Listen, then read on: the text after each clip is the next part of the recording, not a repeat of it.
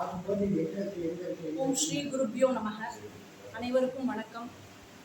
இது வந்து ஸ்ரீ ஆனந்தாசிரமம் ஆத்தூர் செங்கல்பட்டு. இது வந்து சத்குரு ஸ்ரீ தாசானந்தருடைய குரு பீடம். அவருடைய குரு பார்த்தீங்கன்னா பகவான் நித்யானந்தர்.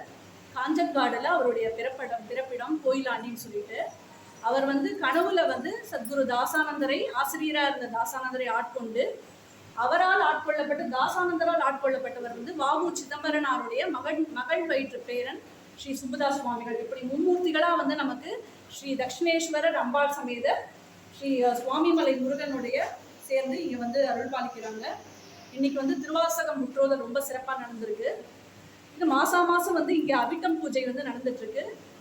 ராத்திரி இரவு நேரத்தில் மாதம் பௌர்ணமி பூஜை. இந்த விசேஷங்களில் குருநாதர் ஆரம்பித்து வச்ச கைங்கரியமும் இங்கே வந்து 3 முக்கியமான விஷயங்கள் குருநாதர் நமக்கு சொல்லியிருக்காங்க.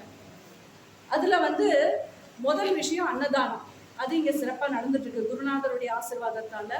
அதுக்கப்புறம் வந்து எப்பவுமே வந்து எந்த ஒரு கைங்கரியம் எந்த ஒரு கோவில் வழிபாடு எதுவாக இருந்தாலும் அது கடைசியில் போய் நிற்கிறது தொண்டில் தான்.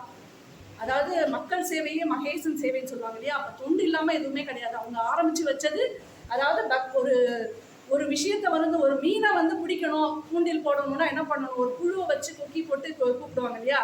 அது மாதிரி மக்களை வந்து ஈர்க்கிறதுக்கு எந்தெந்த மார்க்கத்திலாம் கூட்டிகிட்டு வரணுமோ அந்தந்த மார்க்கத்தில் அவங்கவுங்களுக்கு ஏற்ற மாதிரி கூட்டிகிட்டு வராங்க. சில பேர் பக்தி மார்க்கத்தில் வருவாங்க, சில பேர் ஞான மார்க்கத்தில் வருவாங்க, சில பேர் கர்ம யோகத்தை வழிபடுவாங்க. அதாவது தாய் தந்தைகளுக்கு செய்கிற சேவை, குரு பக்தி, அம்மா அப்பாவுக்கு செய்கிறது, நம்ம கணவனுக்கு வந்து மனைவி செய்கிற சேவை, அப்படி வந்து கர்ம மார்க்கத்தில் போவாங்க. இப்படி 3 மார்க்கத்தையும் நமக்கு குருநாதர் போதிச்சு மாதம் இந்த குருநாதருடைய சத்குரு தாசானந்தருடைய பிறந்த நட்சத்திரமும் அபிட்டம், அவர் சித்தியானதும் அபிட்டம். அதே மாதிரி அவர் பிறந்தது ஜூலை 19, இப்போ அவருடைய ஜெயந்தி வரப்போகுது. அவர் சித்தியானதும் டிசம்பர் 19, ரெண்டுமே 19. அது மாதிரி நிறைய ஒற்றுமைகள் தன்னுடைய சித்தியாக போறதுக்கு வந்து முன்கூட்டியே அவங்க வந்து தெரிவிச்சு இதுல வந்து ஒரு சிறப்பு என்ன அப்படின்னு கேட்டீங்கன்னா, சத்குரு தாசானந்தர் வந்து வழிபட்டது முருகனை. குருவாய் வருவாய் அருள்வாய் குகனே அப்படின்னு சொன்னாங்க. அப்ப வந்து பிரம்மம் ஒண்ணு அப்படிங்கிற போது, அந்த தத்துவம் ஒண்ணு அப்படிங்கும் போது சரி, அதாவது பிரம்ம தத்துவம் ஒண்ணுங்கிறத வந்து உணர்த்துறதுக்கு சத்குரு பகவான் நித்யானந்தர் வந்து பிரம்மஸ்வரூபம். அவர் வந்து தாய் தந்தைக்கு பிறக்கல, ஒரு ஆத்தங்கரை ஓரத்தை குழந்தையா கண்டெடுத்ததா, ஒரு ஐயப்பன் கோயில் கிட்ட கண்டெடுத்ததா சொல்றாங்க. அப்படி இருக்கும்போது அவர் பிரம்மஸ்வரூபம்ங்கிற போது ஒரு மண் இருக்கு, களிமண் இருக்கு.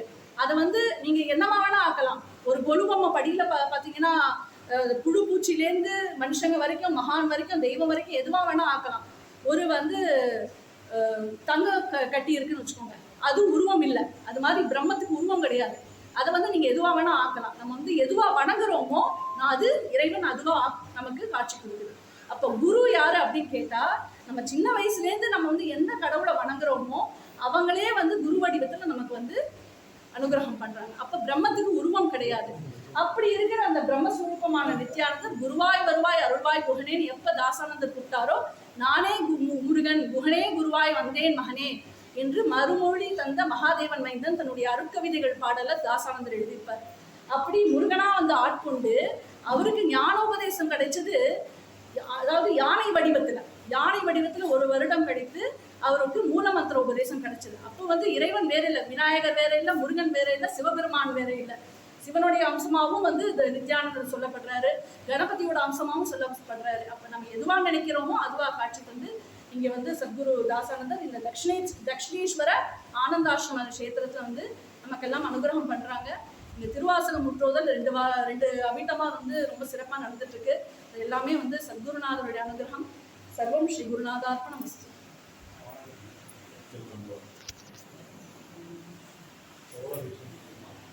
Thank you.